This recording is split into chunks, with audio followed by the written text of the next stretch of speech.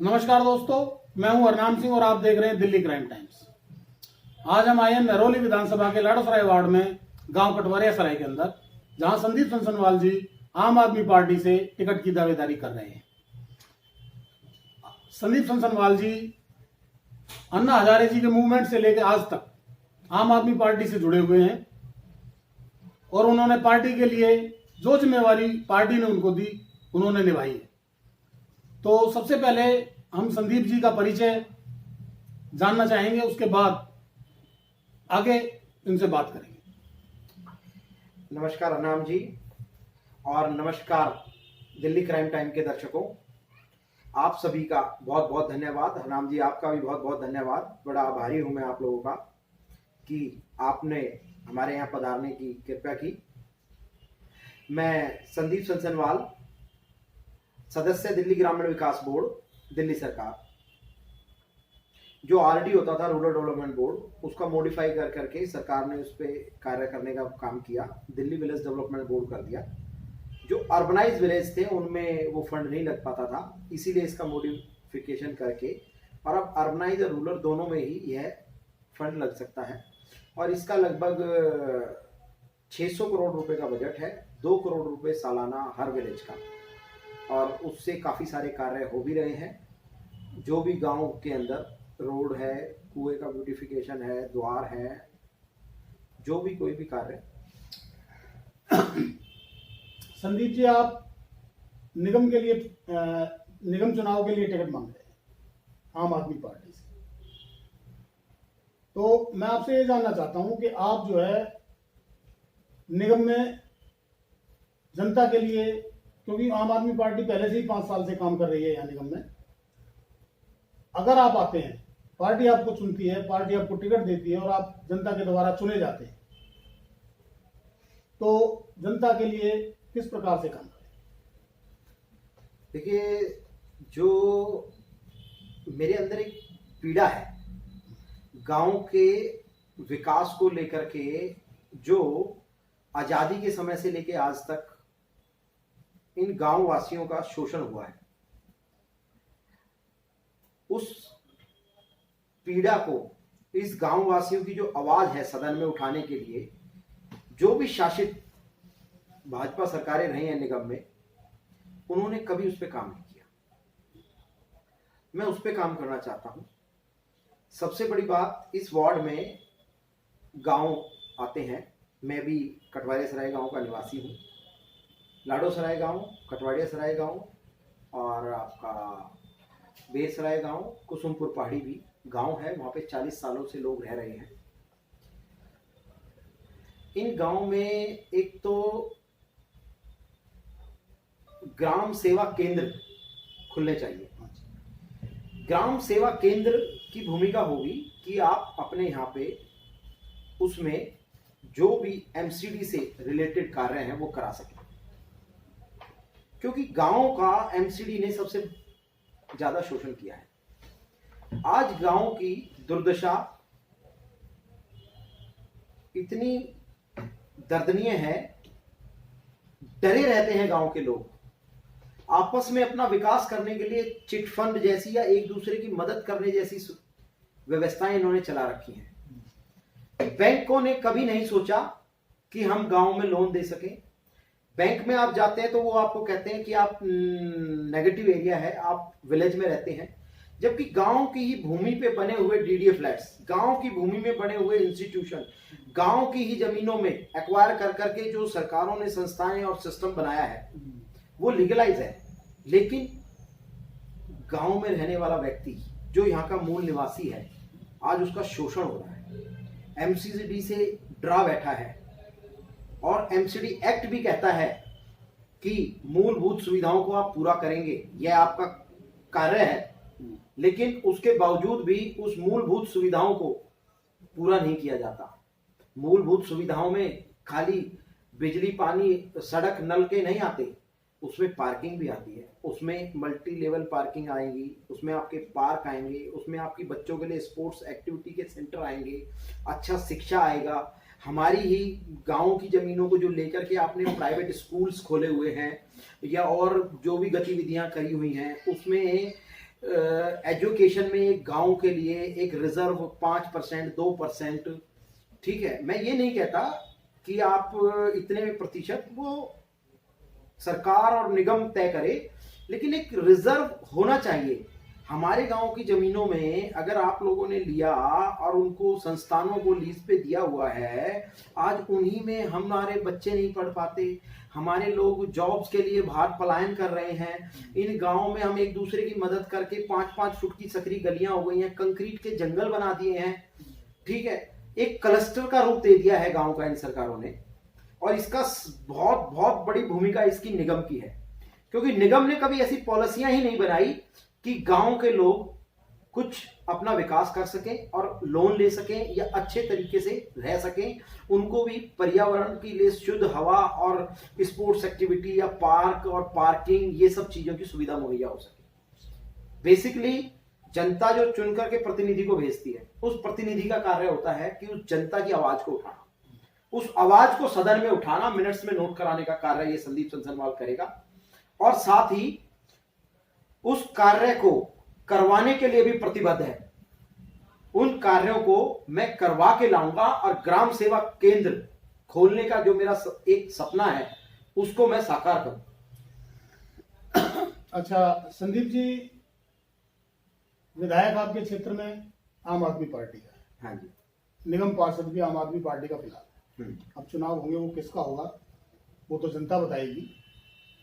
मैं आपसे ये जानना चाहता हूँ, जैसे मान लीजिए कुसुमपुर पहाड़ी है, कुछ शिकायतें आई हैं, जैसे मैंने अभी कांग्रेस के भावी उम्मीदवार का भी हाँ जी लिया है इंटरव्यू, बीजेपी के उनका भी लिया है जो टिकट मांग रहे हैं। उनकी कुछ शिकायतें हैं आम आदमी पार्टी के उम्मीदवार से या आम आदमी पार्टी के काउंसलर से। इनसे मैं इनकार नहीं करूंगा। 100% कार्य करने के लिए और जनता को खुश करने के लिए समय चाहिए होता है। समय हमें बहुत मिला है, जनता ने हमें दिया भी है।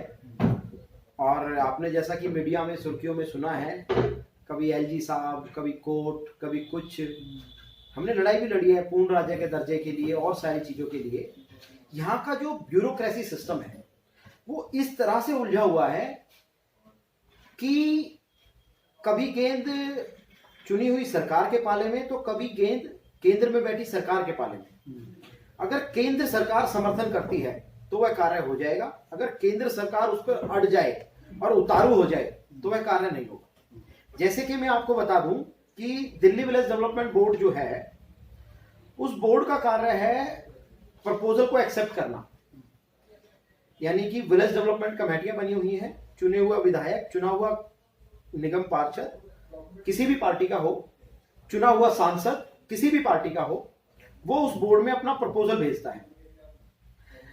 चुने हुए प्रतिनिधि ने अपना प्रपोजल भेजा, प्रपोजल को बोर्ड ने एक्सेप्ट किया, एक्सेप्ट करके उसको सैंक्शन दी।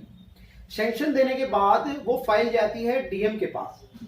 डीएम के यहां से लैंड स्टेटस रिपोर्ट लगती है। एक लैंड स्टेटस रिपोर्ट से तात्पर्य ये है कि लैंड स्टेटस रिपोर्ट जब लगेगी तब वो डीएम के वहां से अप्रूवल मिलेगा हमें कि यह लैंड सरकारी है और इस पे सरकार फंड लगाने के लिए प्रतिबद्ध है।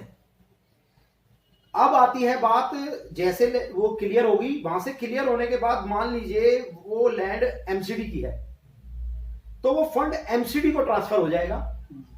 एमसीडी वहां पे वर्किंग एजेंसी है। अब एमसीडी टेंडर निकाल के उस कार्य को करेगी। अगर डीडीए वहां वर्किंग एजेंसी है, कोई डीडीए का पार्क है तो डीडीए उस कार्य को करेगी। अगर वहां पीडब्ल्यूडी का रोड है तो पीडब्ल्यूडी वर्किंग एजेंसी है, उस कार्य को पीडब्ल्यूडी करेगी। तो क्योंकि देखिए, जब तक हम बाहर रहते हैं तब तक हमें आवाज उठाने का मौका नहीं मिलता। जब हम सिस्टम में जाते हैं तो आवाज भी उठाते हैं और सिस्टम को समझ पाते हैं। लेकिन हाँ, मैं ये कहूंगा कि सरकार ने अगर 10 कार्य करने का प्रयास किया तो उसमें से 8-9 कार्य, 90% कार्य करने के लिए हमारी सरकार सफल रही है और आगे भी करते रहेंगे। हमने जनता के बिजली के इशू को क्लियर किया, सबसे सस्ती बिजली जो है मुहैया कराई, शुद्ध पानी और सस्ता पानी मुहैया कराया। बल्कि ये कहेंगे मुफ्त पानी मुहैया कराया अगर 20 यूनिट तक आप कंज्यूम करते हैं तो। एक परिवार को मैक्सिमम है 20 यूनिट। 20 यूनिट का मतलब है 20,000 लीटर पानी, यानी 700 से 800 हजार लीटर पानी, 700 से 800 लीटर पानी ही एक फैमिली यूज करती है तो प्रतिदिन, तो उसको पूरे महीने में कोई शुल्क नहीं देना, वो फ्री ऑफ कॉस्ट है। 200 यूनिट कंज्यूम करते हैं तो उसको कोई शुल्क नहीं देना, वो उसके लिए फ्री है। साथ ही मोहल्ला क्लिनिक हमने खोले, उसमें फ्री इलाज, जो कि एक गरीब मिडिल क्लास आदमी महीने में 2 या 3 बार बीपी का चेकअप कराने जाएगा, खांसी जुकाम हो जाएगा या छोटी मोटी बीमारियों के लिए, तो वो 1,000 रुपए का मिनिमम बजट लेके चलता है कि मैं दवा लूंगा, उसके वो बचाने का कार्य सरकार ने किया। बेसिकली यूं कहूं कि जो आपने देखा कि 3 साल जो कोरोना महामारी चली, इसमें देश की आर्थिक स्थिति बड़ी खराब हुई।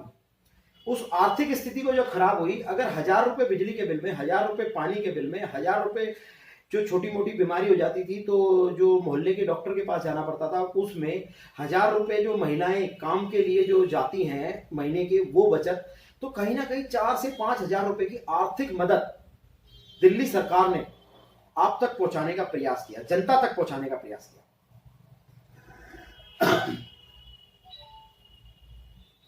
अब हम क्षेत्र के ऊपर आते हैं जी ठीक है। तो क्षेत्र में आप चुनाव लड़ना चाहते हैं निगम में। हाँ जी। तो निगम में अगर आप चुनाव लड़ना चाहते हैं तो जनता के लिए, जो निगम की जनता है, जो आपके क्षेत्र के वोटर हैं, उनके लिए आप क्या करें? जैसा कि मैंने आपको बताया, जो मेरे क्षेत्र के जो वोटर हैं उसमें 4 गांव आते हैं। गांव की जनता के लिए मैं हर कार्य करने के लिए तत्पर हूं और प्रतिबद्ध हूं, और गांव की जो भी समस्याएं होंगी उनको मैं सॉल्व करूंगा, और गांव का या अपने क्षेत्र का कहें कि चुना हुआ प्रतिनिधि होने के नाते उस आवाज को सदन में उठाऊंगा, मिनट्स में नोट कराऊंगा, क्योंकि जनता हमको इसलिए चुन के भेजती है ताकि हमारी आवाज बन के आप जाएं और सदन में हमारी आवाज को उठाएं। जो भी जनता की आवाज होगी, पार्किंग को लेकर के, पार्कों को लेकर के, और आपका कोई डिस्पेंसरी वगैरह एमसीडी की, या अदर जो भी चीजें हैं, मतलब जनता जो जो कहेगी, जनता के बीच में जाके चुनाव लड़ेंगे, जनता की समस्याओं से अवगत होंगे, और जो जो जनता कहेगी उन समस्याओं पे हम काम करेंगे। बेसिकली मेन इशू ये रहेगा कि हम हर गांव में एक ग्राम सेवा केंद्र खोल सकें, और ग्राम सेवा केंद्र का जो कार्य होगा वहां पर गांव के लोग आकर के अपनी समस्याओं को रखेंगे और उन कार्यों को हम करा सकें, क्योंकि निगम का एक्ट ये कहता है कि मूलभूत सुविधाओं को पूरा करने के लिए आप लोग प्रतिबद्ध हैं, और आप लोगों को क्षेत्र की मूलभूत सुविधाएं, गांव की मूलभूत सुविधाओं को पूरा करना होगा। अच्छा देखिए, निगम चुनाव है, उम्मीदवारों की बाढ़ तो आएगी। बिल्कुल। पार्टियों में आप जानते हैं कि कुछ लोग ऐसे हैं जिनका पार्टी से तो कोई मतलब नहीं, हाँ जी, लेकिन उनको टिकट चाहिए।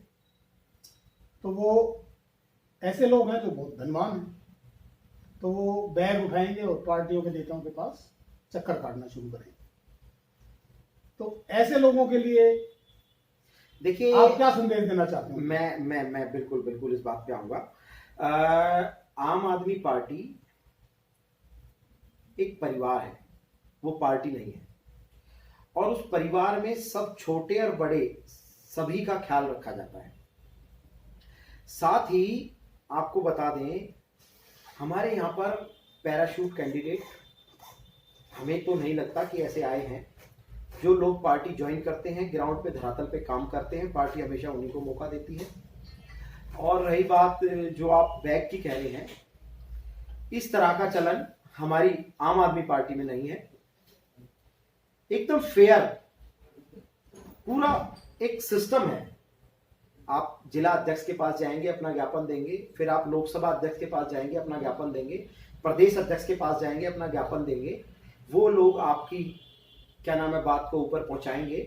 वहां पर आपकी पीएसी है, पॉलिटिकल अफेयर कमेटी है, कमेटी बैठ करके डिसीजन लेगी, जो भी अच्छा प्रत्याशी होगा उसको मौका देगी।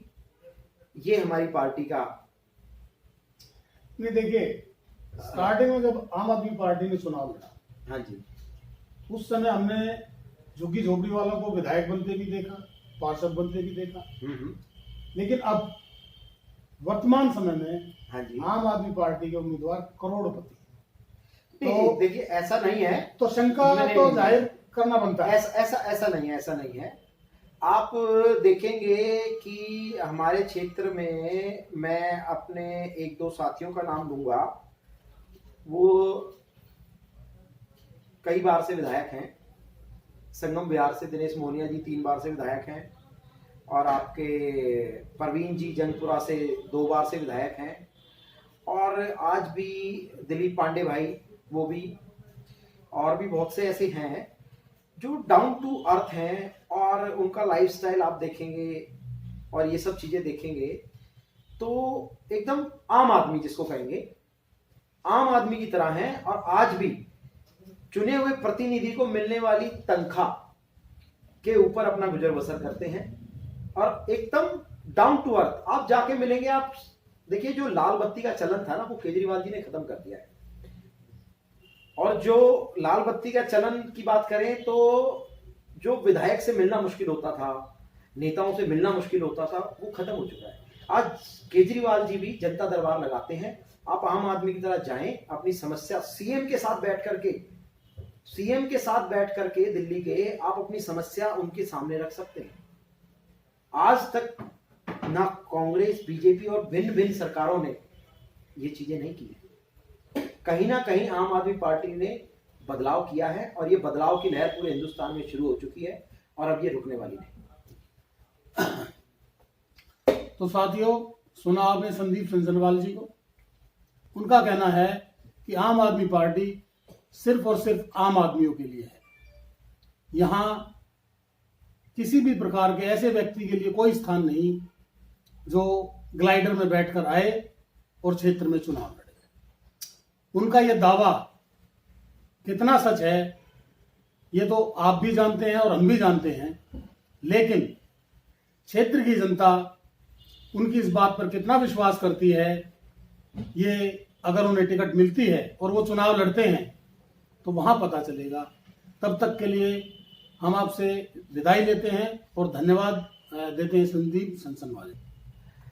धन्यवाद हरनाम जी, आप आए, और मैं आपका और दिल्ली क्राइम टाइम का और उसके दर्शकों का आभारी हूं, और आप सभी लोगों का बहुत बहुत बहुत बहुत धन्यवाद।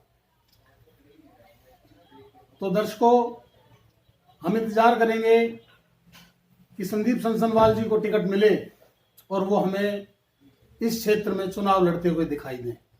तब तक के लिए हम आपसे इजाजत लेते हैं। धन्यवाद।